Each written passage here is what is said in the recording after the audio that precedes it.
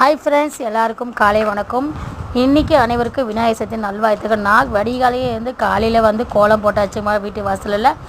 அதுக்கப்புறம் வீட்டு கோலம் போட்டுட்டு பூஜை ரூம்பு தான் வந்தது. பூஜை ரூம்பு எல்லாத்தையுமே ஏற்கனவே ரெடி பண்ணி வச்சுருந்தேன். அதுக்கு இப்போ நம்ம கோலம் தாங்க போட்டோம். கோலம் போட்டு ரெடி பண்ணி வச்சுட்டு பாயசம் தாங்க செஞ்சேன். முதல்ல எப்பயுமே இனிப்பு தான் செய்யணுன்றதுக்காக பால் பாயசம் ரெடி. அதுக்கப்புறம் நான் மாவு ஆவி காட்டி வச்சுருந்தேங்க.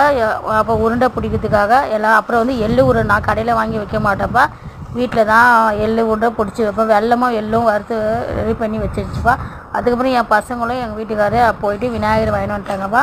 அந்த விநாயகர் வாங்கிட்டு வந்தா அவருக்கு பொட்டு கண், அதுக்கப்புறம் பூ அலங்காரம், அப்புறம் எருக்கம்புல் மாலை எல்லாம் ரெடி பண்ணி வச்சுருந்தேன்.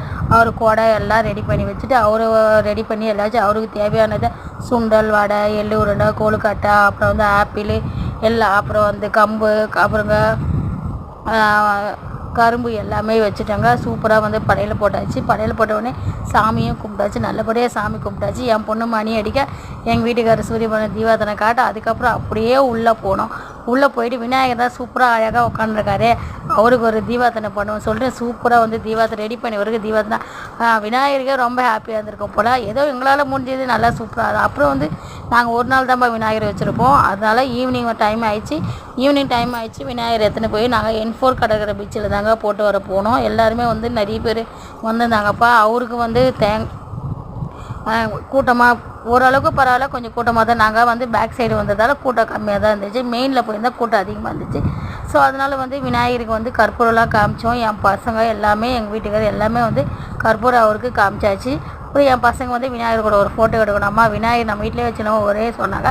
சரி ஒரு ஃபோட்டோ எடுக்கணும்னு சொல்லிட்டு 2 பேரும் கை போட்டு அவங்க மேலே ஒரு விநாயகருக்கு ஃபோட்டோ எடுத்துக்கினாங்கப்பா.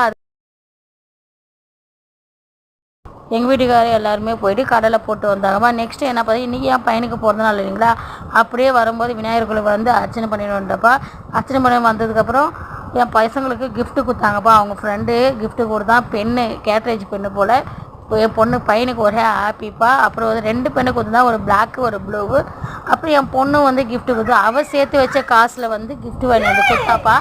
சூப்பராக இருந்துச்சு. நான் ரொம்ப ஹாப்பியாக இருந்தேன். அப்புறம் ஸ்கேலு, எரேசர் 3 பெண்ணு வாங்கி கொடுத்தா, அவனுக்கு ஒரே ஹாப்பி. இதுமாரி உங்கள் பசங்களுக்கு எதனா கிஃப்ட்டு கொடுத்துருக்காங்களா அப்படின்னு மறக்காமல் சொல்லுங்கள். இந்த மூமெண்ட்லாம் மறக்க முடியாது.